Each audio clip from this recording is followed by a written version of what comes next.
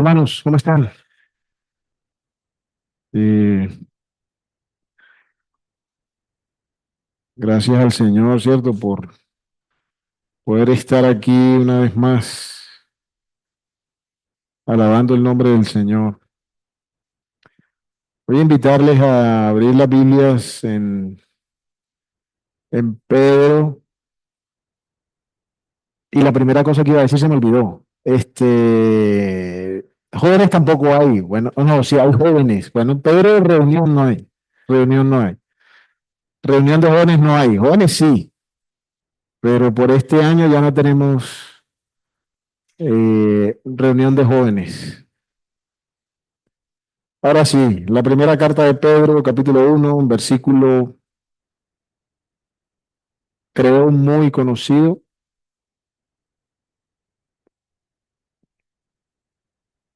Vamos a leer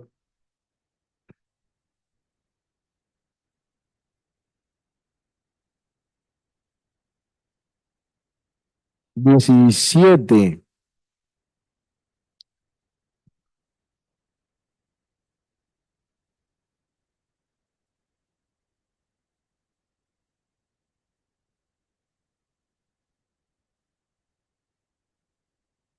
Dice así la palabra del Señor. Y si invocáis por Padre a aquel que sin acepción de personas juzga según la obra de cada uno, conducíos en temor todo el tiempo de vuestra peregrinación, sabiendo que fuisteis rescatados de vuestra vana manera de vivir, la cual, la vana manera de vivir, recibisteis de vuestros padres, no con cosas corruptibles, es decir, no fuimos rescatados con cosas corruptibles como oro o plata, sino con la sangre preciosa de Cristo, como de un cordero sin mancha y sin contaminación.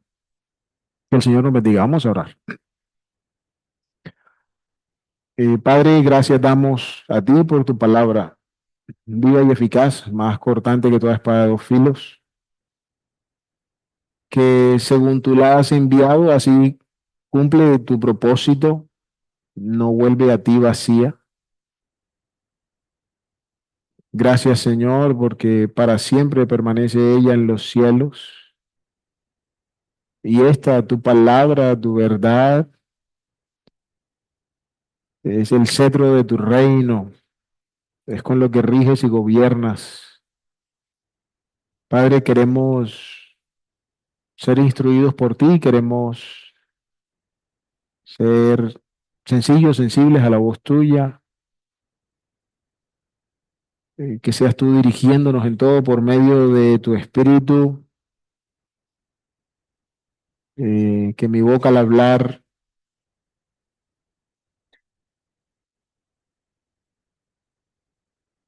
esté solo guiada por lo que sea tu consejo y nada más. Padre, gracias porque podemos gozarnos en tu presencia, gracias porque podemos acudir a ti, porque tenemos esta confianza, esta libertad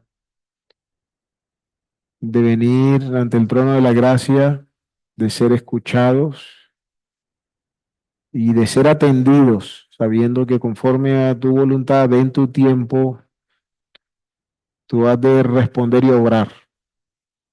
Padre, a ti nos encomendamos para que podamos ser nutridos por tu palabra. En Cristo oramos dándote las gracias. Amén.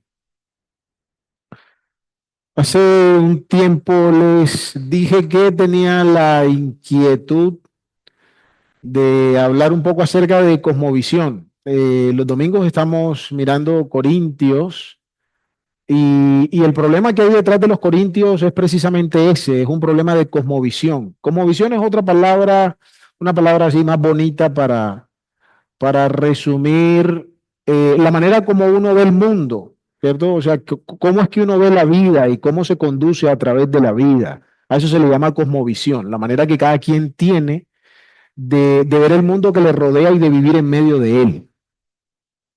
Y es una problemática que encontramos en Corintios. Los corintios están llenos de un montón de cosas. ¿Por qué? Porque la cosmovisión que ellos tienen, aquello que que está siendo su brújula para vivir en el mundo, está más bien dictaminada por los principios del mundo, está más bien regida por el costumbrismo, por la mente de la época, más que por lo que debe primar en una cosmovisión. De hecho, la escritura, o bueno, el cristianismo en el tiempo ha sido conocido como una contracultura, es decir, el cristianismo en el tiempo se ha movido en medio del mundo ajeno a las dinámicas de los pueblos, muy distinto a las costumbres, a los valores, a los principios que rigen los pueblos, de tal manera que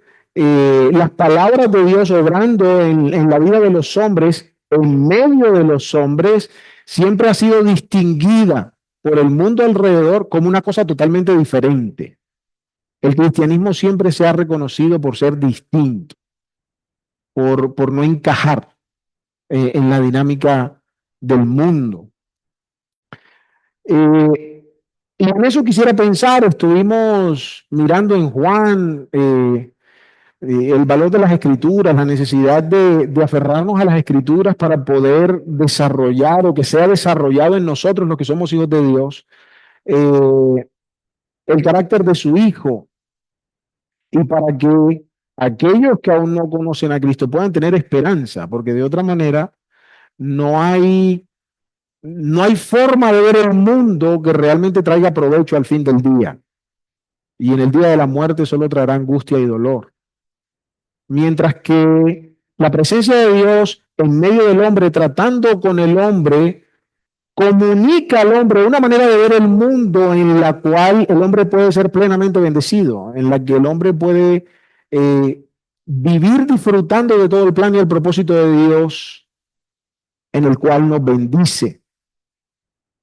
Dice aquí Pedro entonces, y hay muchos textos, pero quiero que analicemos algunas cosas aquí. Pero aquí en Pedro entonces él comienza diciendo, sabiendo que fuisteis, ¿qué? Rescatados, redimidos, comprados por un precio. Ahora, ¿de qué fuimos rescatados?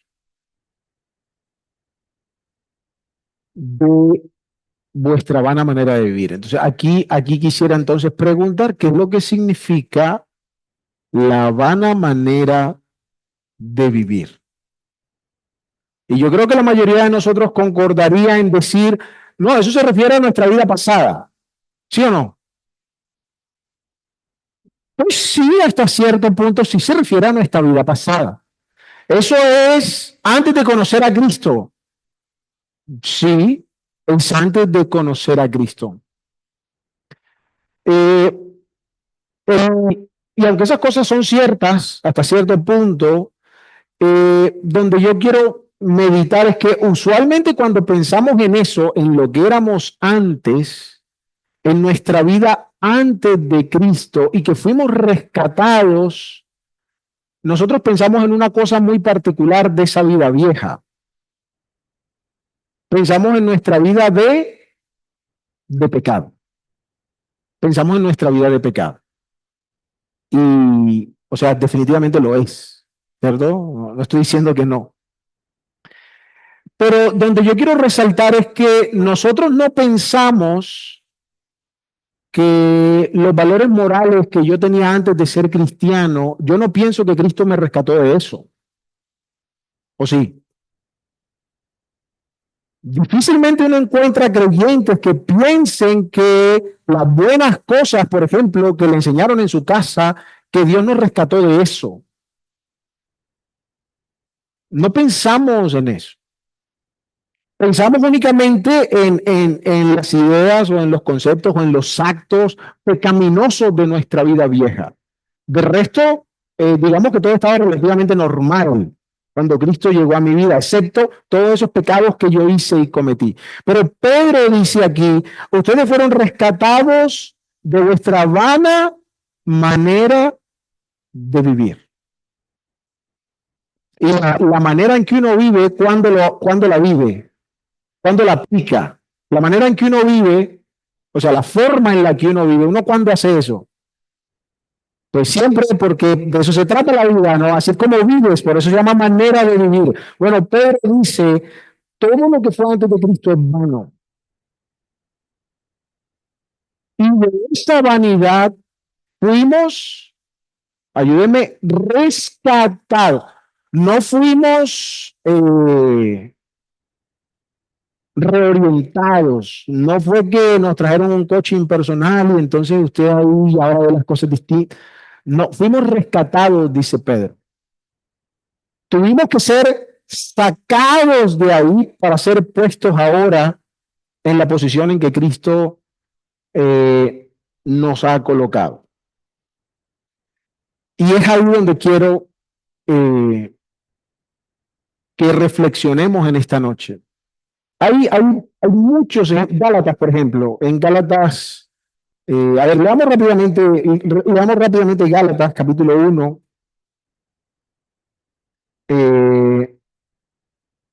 donde el apóstol Pablo está describiéndole a los Gálatas un poquito de lo que pasó con él.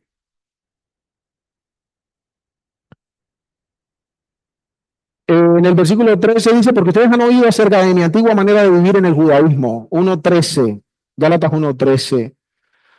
Ustedes saben cómo me comportaba yo en otro tiempo cuando vivía en el judaísmo. ¿Y qué pasaba con la iglesia? Que la perseguía, y no como cualquiera perseguía a la iglesia de una manera en la que nadie más perseguía a la iglesia, y asolaba. Versículo 14. Dice que siendo judío, ¿cómo era él en comparación a los demás? Era superior.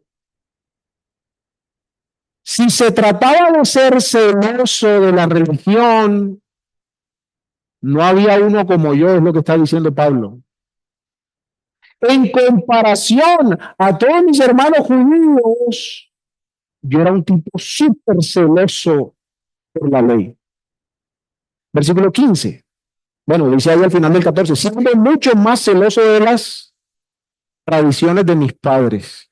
Versículo 15. Pero qué, pero cuando agradó a Dios revelar a su Hijo en mí. ¿Qué pasó después de que Pablo, después de que el Hijo de Dios fue revelado a Pablo? Hechos capítulo 9, versículo 20. Hechos capítulo 9, versículo 20. En el capítulo 9 tenemos el relato de la conversión de Saulo. Él va de camino a Damasco con cartas para acabar con todos los cristianos allá.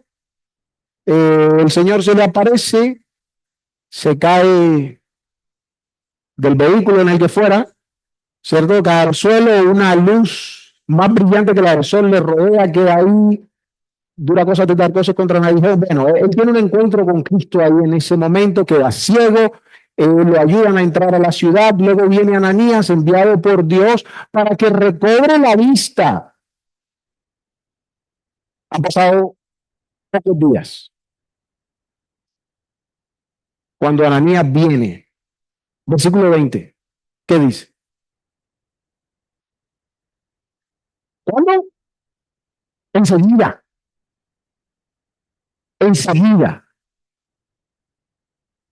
Esto es bien interesante. Enseguida predicaba a Cristo. Quiero ver ahí en Hechos otro ejemplo, para que sea más evidente lo que quiero comunicar. En el capítulo 2, capítulo 2, el Espíritu Santo, la promesa del Espíritu Santo se cumple en los discípulos, viene el Espíritu, se manifiesta en ellos. Hay todo un revuelo porque estos que reciben el Espíritu empiezan a hablar en idiomas que no eran los propios, eran idiomas, eran lenguajes. Bueno, el tema no es explicar el asunto de las lenguas, pero no eran balbuceos raros. Hablaban en otro idioma que otro montón de judíos y de extranjeros que estaban ahí entendían y decía, ¿estos de a dónde? ¿Cómo es que aprendieron esto si no han salido de aquí? Porque antes no había Open English. La manera de aprender un idioma, la más común era cuando terminaba siendo trasladado a un sitio donde se hablaba el otro idioma. De resto era muy difícil aprender un idioma, excepto para las clases altas, ¿no? Y tampoco es que fueran muchos, pero dice ahí que las regiones, bueno, se mencionan un montón de regiones que los escuchan hablar en su propio idioma. Pedro da un discurso llamándolos al arrepentimiento, poniendo a la persona de Cristo en el centro, diciendo, ustedes lo mataron siendo él la promesa de Dios. Varones hermanos, ¿qué haremos? Arrepiéntanse, dice el apóstol. Pero quiero que leamos con cuidado. Versículo 41. Entonces, los que habían recibido su palabra fueron bautizados y se añadieron aquel día como 3,000 personas, 3,000 almas. ¿Y cómo dice el 42?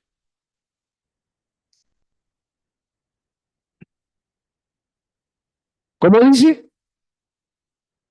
No, así no dice. ¿Cómo dice? Y perseveraban. Sí, claro, dice perseveraban, no me lo entiendan, no, yo estoy con ustedes. Pero dice, y perseveraban, fueron añadidos y acto seguido volvieron a la fiesta que estaban celebrando, porque estaban celebrando una fiesta. ¿A eso volvieron? No. Ahora se ocuparon de la doctrina de los apóstoles, de la comunión con quienes, ¿cuáles otros? Hay un montón de gente en Jerusalén, con los que han creído, con los que comparten su fe en Cristo, se dedican a partir el pan y se dedican a las oraciones o a la oración. No es que repitan oraciones, se ocupaban de estar orando. ¿A dónde voy, hermanos? El apóstol Pablo, ¿cuándo predicaba a Cristo? Enseguida. Estos, ¿cuándo se ocuparon de las cosas del cristianismo? Cuando fueron añadidos. Es evidente que hay un cambio radical en su conducta. ¿Sí o no? ¿Están de acuerdo con lo que dice la Biblia? No, no conmigo. Eso es lo que estamos leyendo. Dice que Pablo enseguida predicaba a Cristo. Pablo no dijo, bueno, esperen, yo termino el curso de fariseo y entonces me ocupo de estas cosas. O bueno, déjenme, yo organizo mi agenda entre predicar a Cristo y seguir con mis ocupaciones de los judíos. Eso fue lo que dijo Pablo. Estos judíos que se convirtieron, entregaron su corazón a Cristo, fueron compungidos de corazón, rinden su vida a Cristo y entonces dicen, oye, interesante, ¿no? Entonces terminemos la fiesta y luego miramos qué es lo que dicen los apóstoles. Eso fue lo que hicieron. Eso no fue lo que hicieron. ¿Qué cambió en ellos? Bueno, todo, ¿no?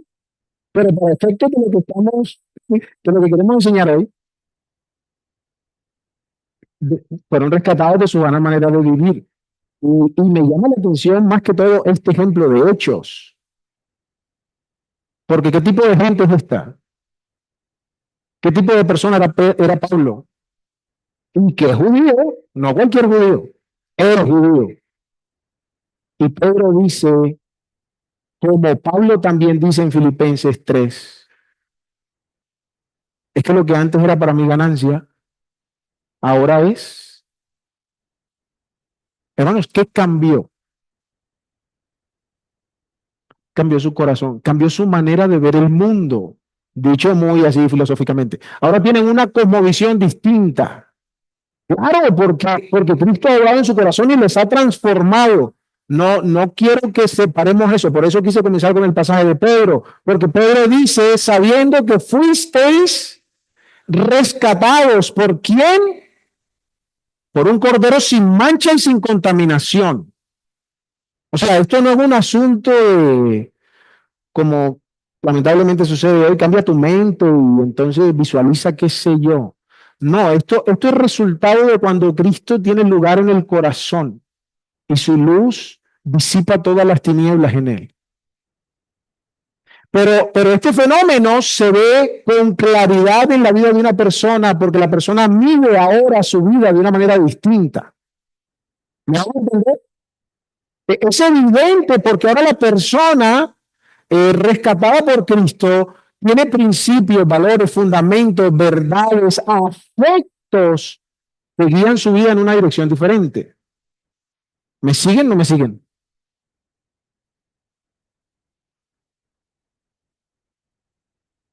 Nosotros, ¿a qué somos llamados entonces como hijos de Dios?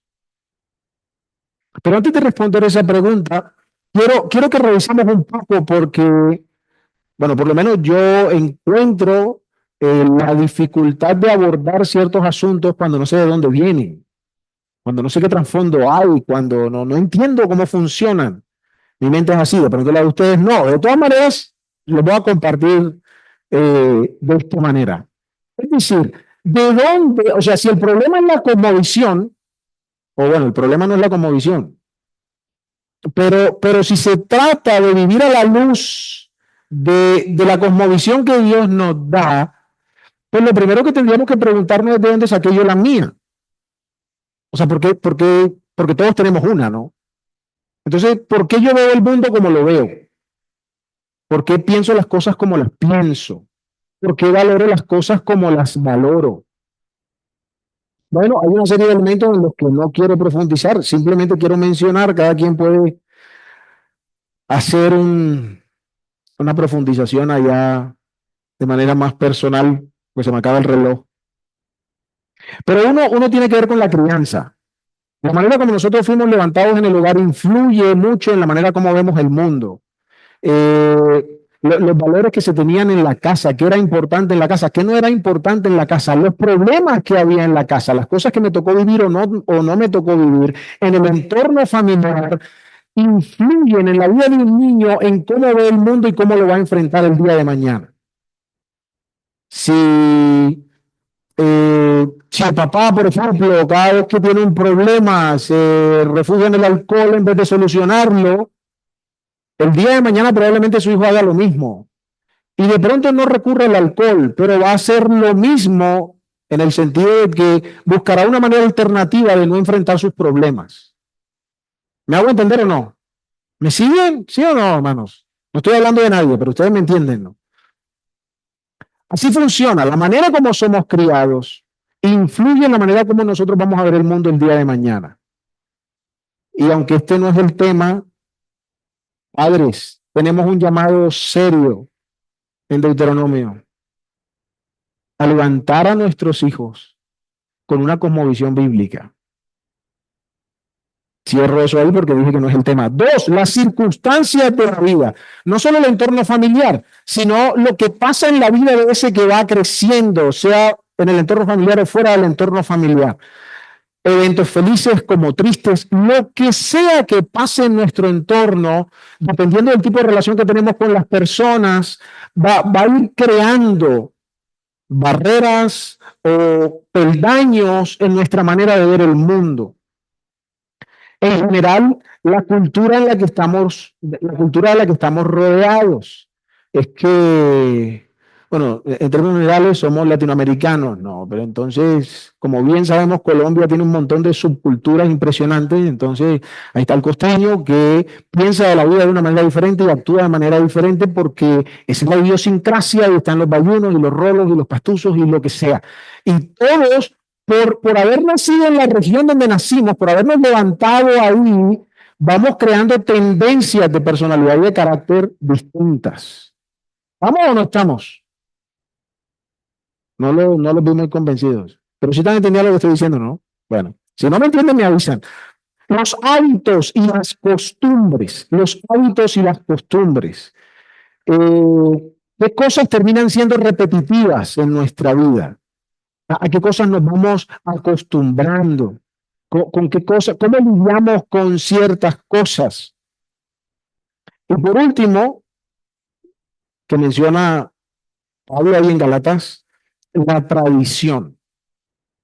Ya no solo, o sea, separo los hábitos y las costumbres de la tradición, porque las tradiciones usualmente tienen una connotación más colectiva. O sea, los hábitos y las costumbres pueden ser cosas muy personales. Eh, pero usualmente las tradiciones son cosas que van arraigadas a un comportamiento común. ¿Sí me explico? Son cosas que muchos practican. ¿Por qué quise detenerme en explicar esto, hermanos? Porque necesitamos examinar, como dice la Escritura, nuestro corazón delante del Señor y comparar mi manera de ver el mundo con cómo Dios pide que vea el mundo, porque nosotros somos llamados a vivir de manera diferente. Nosotros somos llamados a vivir, y espero que me entiendan bien la expresión, pero somos llamados a vivir de una manera radical. De hecho, el Señor lo dice en muchos otros lugares, pero tampoco es el tema hoy. Pero dicho que sea en una expresión más común, la vida del cristiano no puede ser tibia, no puede ser tibia. De eso estoy hablando. No es que nos vamos a volver radicales extremistas como aparece en la noticia. No, sacamos una bomba y no. O sea, de eso no estamos hablando. Pero la vida no puede ser tibia, tiene que ser radical, tiene que estar firmemente colocada en el fundamento que Dios ha establecido. Es como cuando Dios dice, y en ningún otro, entonces, no, entonces nada, o es en Cristo o no hay salvación. Y no es porque uno quiera, no, es que eso es lo que Dios dice. Bueno, y si nosotros los creyentes, e invitamos a los que aún no lo conocen, que reflexionen dónde está su vida, pero si nosotros los creyentes hemos abrazado la verdad radical de Dios, de que no hay salvación sino en Cristo, ¿por qué cuando se trata de vivir la vida no nos aferramos a la palabra de Dios? Porque a la manera de lidiar con nuestro carácter, con nuestros gustos, con nuestras emociones, con nuestras costumbres, con nuestra manera de ver el mundo, las relaciones con otras personas, la vida en pareja, la vida con los hijos.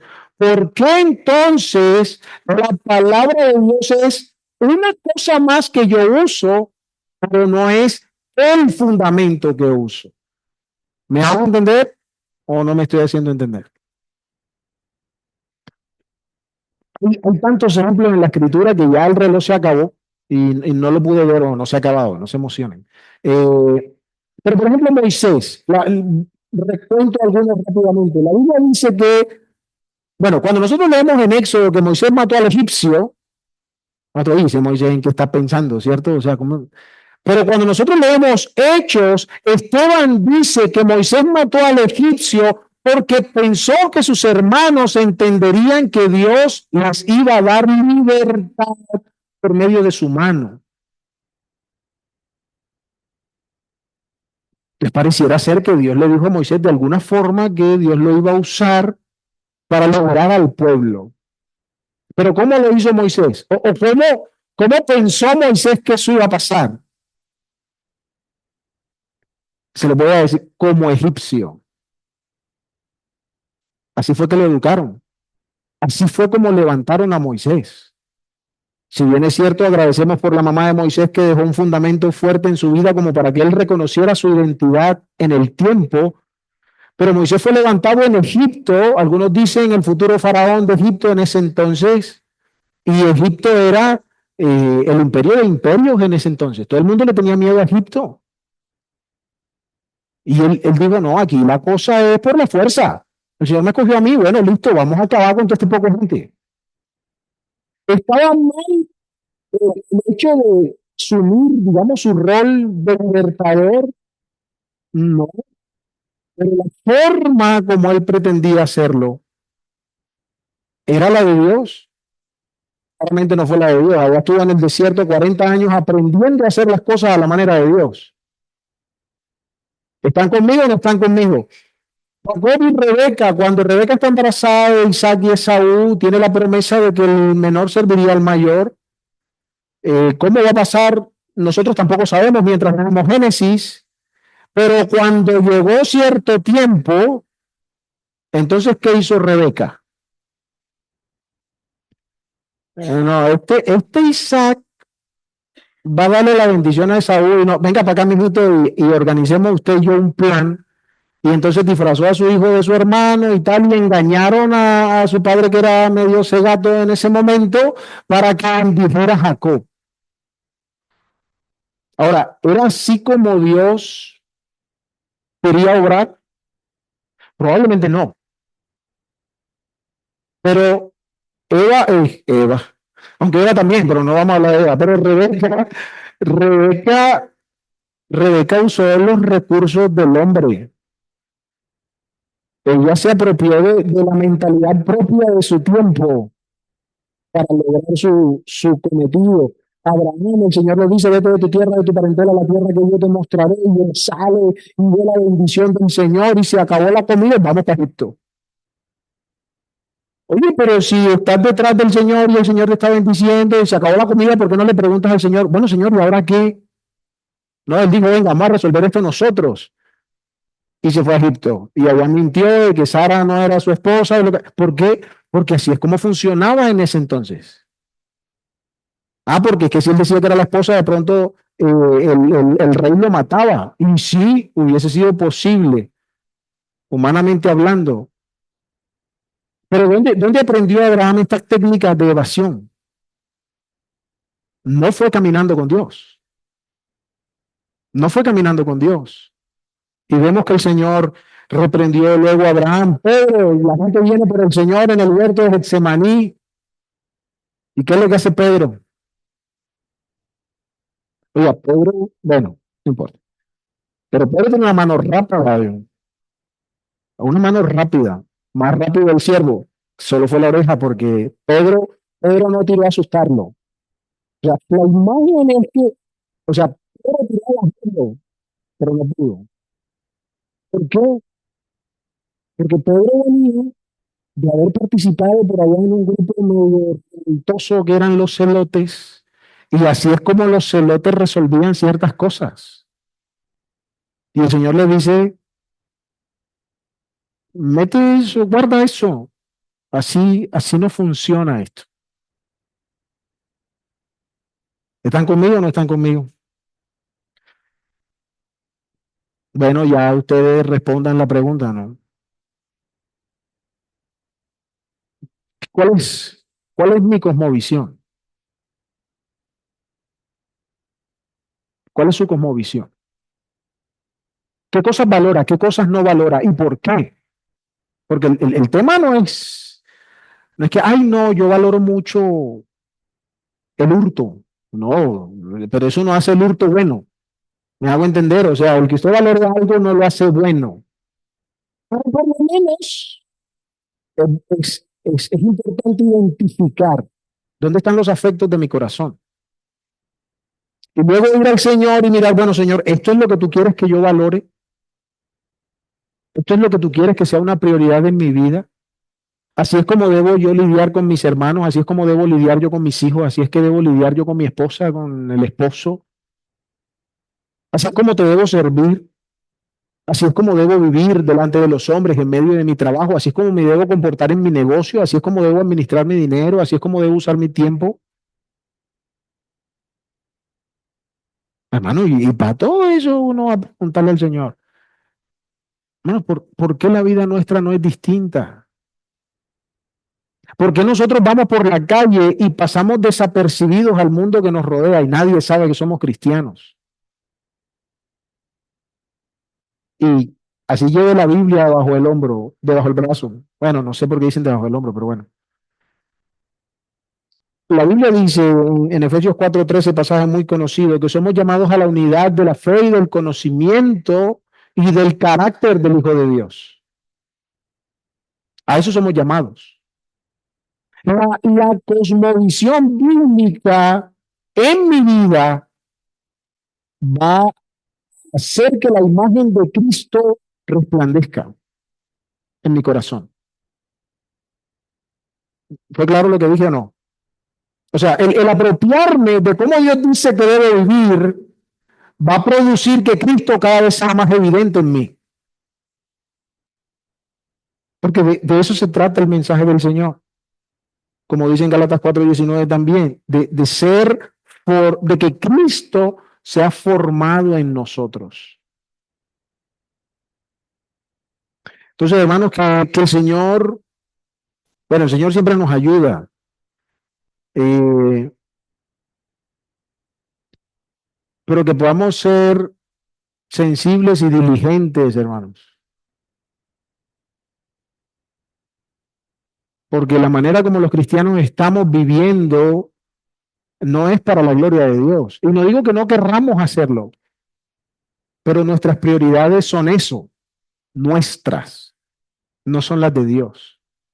Mis afanes son eso, son míos. Mis metas. Estamos viviendo en este mundo para lo que nosotros queremos.